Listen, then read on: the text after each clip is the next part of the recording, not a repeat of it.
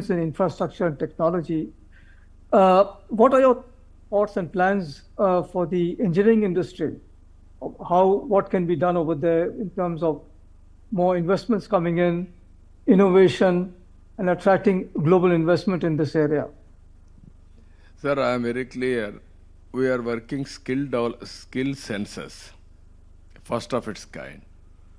I wanted to go through skill census exercise and global employment opportunities.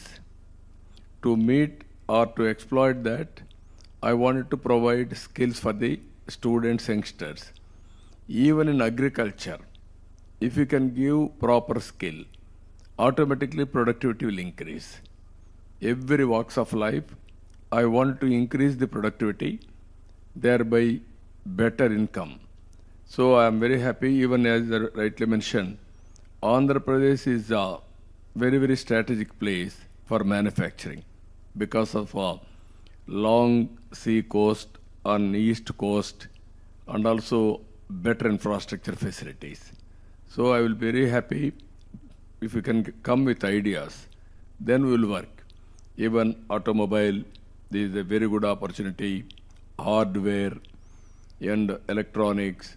Tirupati is doing very well. Even we can plan near Bangalore airport. Like that we will have some ideas. We are very strong in pharma. You are all aware, best state, Andhra Pradesh for pharma sector. Like that, so many industries we are doing. One is automobile, one is pharma, one is hardware manufacturing and electronics. So many other areas also, agriculture, agro-processing, even EVM. People are coming in a big way. Even refinery we are going. Ultimately, green energy and hydrogen. That is the way forward we are working now. Even if you, Green Co has gone in a big way, that is hybrid model, solar, wind, pumped energy. Now it is coming around 5 rupees. We are all talking. They are able to make it a product available today. Another 4 or 5 months, it is going to come first project globally. Like that, so many, I used to encourage people for innovations and new ideas, new public policies also. If anybody is having any ideas, if you can come back, I am prepared to execute in Andhra Pradesh. Thank you, sir. ఈ మధ్య కాలంలో మనం చూస్తే sugar factories లో కూడా చక్కెర తినే వాళ్ళు తగ్గిపోయారు. ఎందుకంటే ప్రతి ఒక్కరికి బాడీనే షుగర్ ఫ్యాక్టరీగా తయారైపోయింది. కాబట్టి చక్కెర తినే వాళ్ళు తగ్గారు, కానీ ఎథనాల్ తయారు చేసుకోవడానికి ఉపయోగపడుతుంది. ఇది సస్టైనబిలిటీ ఉండాలి, రైతులకు న్యాయం జరగాలి, రైతుల భాగస్వామ్యంతోనే పనిచేయాలి. అందుకని ఇక్కడే పార్లమెంట్ మెంబర్ రమేష్ ని, అదే మరి అనిత గారిని, ఇద్దరిని చెప్తున్నా, ఇక్కడే ఎమ్మెల్యేస్ కూర్చొని వర్కౌట్ చేయండి. రైతులకు న్యాయం చేయడం ఎన్డీఏ ప్రభుత్వం యొక్క మొదటి కర్తవ్యం, అది చేస్తాం.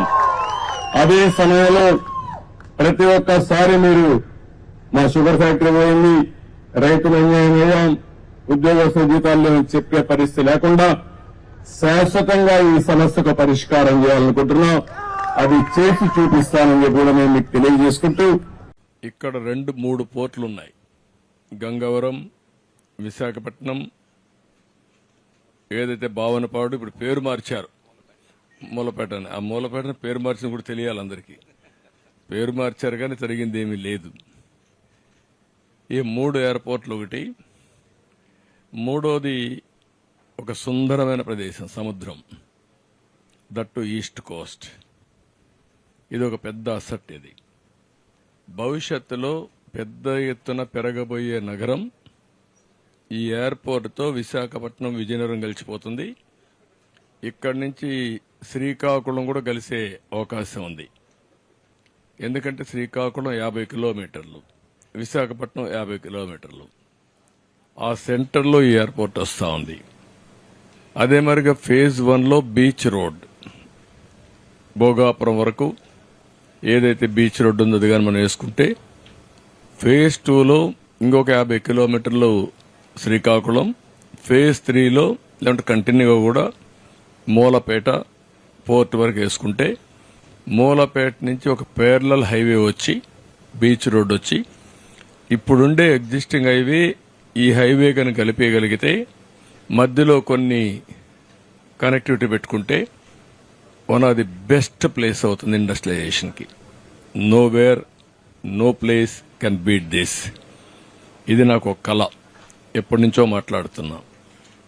అది ఇప్పుడు ఎగ్జిక్యూట్ చేసే పరిస్థితి వచ్చింది. ఈ ఎయిర్పోర్ట్ మనం చూస్తే 15 మే 2015 20వ తారీఖున రాష్ట్ర ప్రభుత్వం ఆమోదం తెలిపింది. నేను వచ్చిన వెంటనే ఆమోదం తెలియజేశాను. అక్టోబర్ 7, 2016 కేంద్రంలో కూడా సెంట్రల్ మినిస్ట్రీ కూడా దీనికి యాక్సెప్ట్ చేశారు. దీనికి ఆ రోజు 2700 ఎకరాలు కావాలనుకున్నాం. 2700 ఎకరాలు అక్వైర్ చేశాం. అయితే వీళ్ళు వచ్చిన తర్వాత 2023కి ప్రాజెక్టే పూర్తి కావాలని ఒక లక్ష్యంగా పెట్టుకున్నాం. అప్పట్లో వీళ్ళు వచ్చి మొత్తం టింకర్ చేశారు, ప్రాజెక్ట్ని ఆడుకునే పరిస్థితికి వచ్చారు. ఇప్పుడు మళ్ళా మొదటికి వచ్చింది. ఒక 500 ఎకరాలు తీసుకోవడం, లేకుంటే లేనిపోని సమస్యలు క్రియేట్ చేయడం, అన్ని క్రియేట్ చేశారు. మళ్ళీ వేసిన ఫౌండేషన్ తిరిగి ఫౌండేషన్ వేయడం, అంటే ఇవన్నీ కూడా ఏంటంటే ఒక పిల్లోళ్ళ చేష్టలు లేదంటే పిచ్చోళ్ల చేష్టల కింద దీన్ని అతలాకుతలం చేసే పరిస్థితికి వచ్చారు. అయితే ఈ రోజుకి 31.8% వర్కులు పూర్తయినాయి. దీనికి నేను క్లియర్గా inspect second time and third time I became CM. Sharmaji leadership we created medical equipment manufacturing zone. During COVID time, he has given so many, even ventilators, every day. Any equipment government needs or any government or private needed, he was able to supply. Both if we see as a policy maker, I am having utmost satisfaction in my life. I have done earlier. It has saved the nation. It has saved the crores of people's lives. Today, more than 140 companies. Even if I say somebody, they never believed this concept. Here everything. One person will come with idea. How to make that idea into reality, all other things he will provide. Either R&D or manufacturing or marketing or to stay everything, not only one or two ideas. Only 270 acres, 270 or 250 acres? 275 acres I have given. Today, 10,000 crores turnover. It is an amazing experiment, I can say. 6,000 people got employment. And I am confident with my initiative and my drive, he will get full energy from today. He is going to produce excellent results. This medtech zone will become global hub. Now already proof of concept has come. Now success story has been created. Now scaling is the issue. I am confident he will do in a big way. నేను ఏదైతే హామీ ఇచ్చానో super 6 అవన్నీ చేపిస్తా. అది చేయించడమే కాదు, ప్రతి ఒక్క కుటుంబానికి నేను అండగా ఉంటా. చేయించే బాధ్యత నాది. ఇప్పటికే మీరు చూశారు, 30 రోజులు కూడా కాలేదు. వచ్చిన వెంటనే నేను చెప్పిన ప్రకారం పింఛన్లు పెంచాం. 3,000 రూపాయలు 4,000 రూపాయలు చేసి ఏప్రిల్ ఇస్తామని 7,000 రూపాయలు ఒకేసారి ఇచ్చిన ఏకైక ప్రభుత్వం భారతదేశంలో ఎన్డీఏ ప్రభుత్వం. అది పేదవాళ్లపై నుండే ప్రేమ. ఇంకో పక్క మీరు ఒకసారి చూస్తే మా తమ్ముళ్లకు ఉద్యోగాలు లేవంటే మెగా డిఎస్సి హామీ ఇచ్చాను. మొదటి సంతకం పెడతానని చెప్పాను. మొదటి సంతకం పెట్టాను. మొదటి క్యాబినెట్ లో పెట్టాను. ఆమోదించి నోటిఫికేషన్ ఇచ్చే పార్టీ తెలుగుదేశం పార్టీ.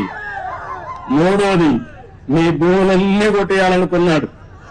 కొట్టేయాలనుకుంటే నేను ఆ రోజు హామీ ఇచ్చాను, మీరు ఏం భయపడద్దండి, ఇది ల్యాండ్ టైటిలింగ్ యాక్ట్ కాదు, ల్యాండ్ గ్రాబింగ్ యాక్ట్. ఇది జగన్ వేసిన పెద్ద స్కెచ్. ఇది దీన్ని ఇమ్మీడియట్ గా కంట్రోల్ చేస్తారు, రద్దు చేస్తానని చెప్పి రద్దు చేసిన ప్రభుత్వం ఎన్డీఏ ప్రభుత్వం అని చెప్పి కూడా నేను మీకు తెలియజేస్తున్నా.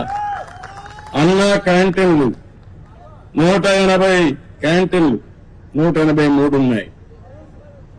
ఆగస్టు 15 నుంచి ప్రారంభిస్తాం. పేదవాడికి అన్నం పెడతాం. పేదవాడికి అన్నం పెడితే సహించలేని మనస్తత్వం ఆయన పేరు కూడా నేను చెప్పకూడదు, ఇప్పుడు చెబితే చాలా చిన్నగా ఉంటుంది. అలాంటి వ్యక్తి వీళ్ళంతా సైకో. మా తమ్ముళ్ళు ఇంకా మర్చిపోలేదు. మర్చిపోతే భయంకరం. నేను మొన్న కూడా చెప్పా, నేను అందరితో మాట్లాడుతున్న ప్రపంచం అంతా, అందరూ మీరంటే మాకు అభిమానం ఉంది, మీ మీద నమ్మకం ఉంది, మేము వస్తా ఉంటున్నారు. కానీ మీ రాష్ట్రంలో ఒక భూతం ఉంది, మళ్ళీ అది లేస్తే ఏమవుతుంది కాబట్టి అది కూడా ఆలోచించమని నేను చెప్పాను. ఆ భూతానికి భూత వైద్యులు చూసుకుంటున్నారు. శాశ్వతంగా ఆ భూతాన్ని వదిలించే బాధ్యత మా ప్రజానీకానికి అప్పచెప్పానని చాలా స్పష్టంగా చెప్పాను. ఆ భూతాన్ని పూర్తిగా కంట్రోల్ చేసేది భూత వైద్యులు మీరే, అది గుర్తుపెట్టుకోవాలి. అది కంట్రోల్ చేసి ముందుకు పోదాం. అదే సమయంలో మా తమ్ముళ్ళందరికీ, ప్రజలందరికీ మీ ఆదాయం పెంచే మార్గం